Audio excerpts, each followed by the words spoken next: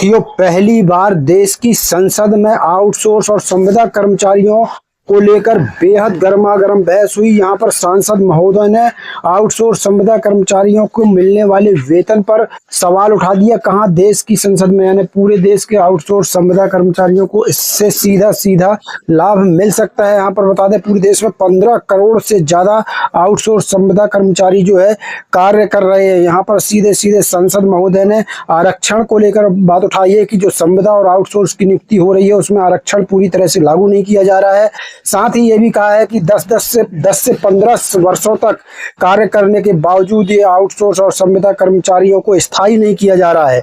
यहाँ पर आपको बता दें, यहाँ पर सांसद महोदय ने ये भी कहा है कि ठेकेदार बदलते ही कर्मचारियों को भी हटा दिया जाता है और कई जगह तो जो राज्य सरकार हो, केंद्र सरकार हो, जो स्वीकृत वेतन है यानी सरकार के द्वारा जो वेतन तय किया गया है उससे बहुत कम वेतन इन कर्मचारियों को दिया जाता है। ओवर टाइम काम लिया जाता है लेकिन ओवर टाइम का कोई पैसा नहीं दिया जाता।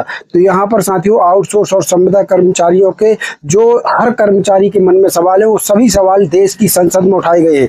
चलिए आपको बताते हैं पूरी खबर। वीडियो को शुरू करते हैं उसके पहले एक छोटा सा अनुरोध, वीडियो को लाइक शेयर कर दीजिए ज्यादा से ज्यादा, ताकि ये आवाज सिर्फ संसद तक ही नहीं देश के कोने कोने में फैलना चाहिए। तो शेयर जरूर करना। अगर चैनल को नहीं किया है सब्सक्राइब तो सब्सक्राइब कर लेना, पेज को फॉलो कर लेना ताकि हर नई अपडेट आपको मिल सके। सीधे चलते हैं हम खबर की तरफ।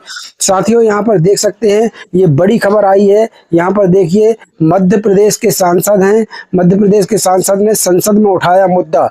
पूरे देश में 15 करोड़ तक आउटसोर्स संविदा वाले कर्मचारी, मध्य प्रदेश, राजस्थान, छत्तीसगढ़ में तो लाखों की संख्या है। आउटसोर्स व संविदा नियुक्ति में लागू हो आरक्षण। यहाँ पर देख लीजिए, यहाँ पर एक बड़ी खबर मैं बता रहा हूँ, नई दिल्ली से बड़ी अपडेट आई है। यहाँ पर देख सकते हैं, नई दिल्ली से ये बड़ी खबर यहाँ पर आ रही है, नई दिल्ली से।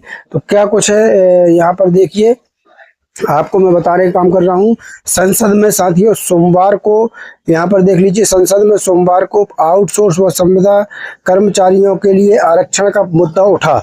मध्य प्रदेश में राज्यसभा सांसद यहाँ देख लीजिए डॉक्टर सुमेर सिंह सोलंकी ने राज्यसभा में यहाँ देख लीजिए सूचनाकाल के दौरान सरकारी विभागों में प्रश्नकाल के दौरान सरकारी विभागों में आउटसोर्स और संविदा के माध्यम से हो रही नियुक्तियों में आरक्षण व्यवस्था लागू करने का महत्वपूर्ण मुद्दा उठाया। उन्होंने कहा कि वर्तमान में देश और राज्यों के विभिन्न सरकारी विभागों में बड़ी संख्या में नियुक्तियां आउटसोर्सिंग के संविदा के आधार पर की जा रही हैं, लेकिन इन भर्तियों में अनुसूचित जाति हो, अनुसूचित जनजाति एवं पिछड़ा वर्ग के लिए आरक्षण की कोई व्यवस्था नहीं की जा रही है, जो सामाजिक न्याय की भावनाओं के विपरीत है। डॉक्टर सोलंकी ने कहा कि भारतीय संविधान के अनुच्छेद 14, 15(4) और 16(4) सामाजिक न्याय और समान अवसर की गारंटी देते हैं, लेकिन आउटसोर्स और संविदा नियुक्तियों में इन प्रावधानों की भावना को दरकिनार किया जा रहा है। उन्होंने कहा कि स्थिति यह है कि सफाई कर्मी, डेटा एंट्री ऑपरेटर, सुरक्षा गार्ड, तकनीकी सहायक जैसे पदों से लेकर क्लर्क और इंजीनियर तक की नियुक्तियां भी ठेके या आउटसोर्सिंग के माध्यम से की जा रही हैं, जहां ना तो आरक्षण की व्यवस्था है और ना ही रोजगार की स्थिरता या सामाजिक सुरक्षा। उन्होंने सदन को अवगत कराया कि इसका सीधा प्रभाव अनुसूचित जाति, अनुसूचित जनजाति और पिछड़े वर्ग के युवाओं पर पड़ रहा है। इन वर्गों के युवाओं को ना तो स्थायी रोजगार मिल पा रहा और ना ही उन्हें आरक्षण का लाभ मिल रहा, जिससे उनमें निराशा और असंतोष बढ़ रहा है। 10 से 15 करोड़ कर्मचारी। डॉक्टर सोलंकी ने बताया कि देश में केंद्र सरकार, राज्य सरकार और विभिन्न संस्थाओं में लगभग 10 से 15 करोड़ लोग किसी न किसी रूप में संविदा, ठेका या आउटसोर्स व्यवस्था के अंतर्गत कार्य कर रहे हैं। उन्होंने कहा कि केवल मध्य प्रदेश में ही लगभग 10 लाख लोग इस व्यवस्था में काम कर रहे हैं। इसी तरह राजस्थान और छत्तीसगढ़ सहित अन्य राज्यों में भी लाखों कर्मचारी हैं। यहाँ पर देखिए साथियों, भर्ती की समीक्षा हो, संसदीय समिति बने। एक संसदीय समिति की यहाँ पर इन्होंने मांग की है। सांसद ने कहा कि आउटसोर्स संविदा व इस तरह की सभी भर्तियों की समीक्षा होना चाहिए, साथ ही उच्च स्तरीय संसदीय समिति गठित होना चाहिए।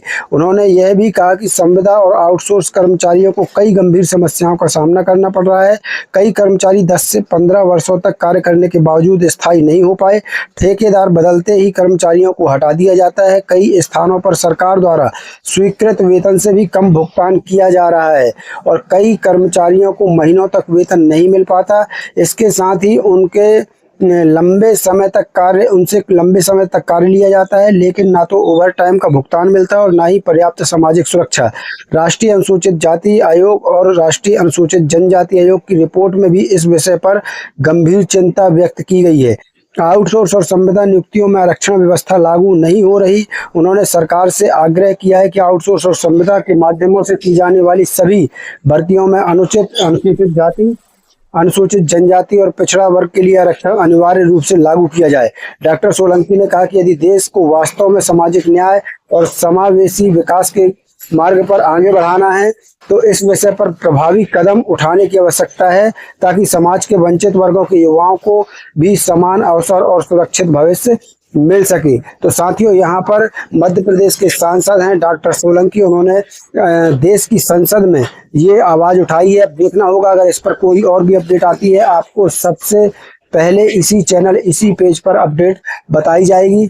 आज के लिए बस इतना ही। सबसे बड़ी खबर थी कि देश की संसद में आउटसोर्स और संविदा को लेकर जो है आवाज उठी है, एक सांसद महोदय ने आवाज उठाया है। तो कमेंट बॉक्स में इनका धन्यवाद जरूर करिएगा। मिलते हैं इस पर नई अपडेट के साथ, तब तक के लिए धन्यवाद। जय भारत, जय हिंद।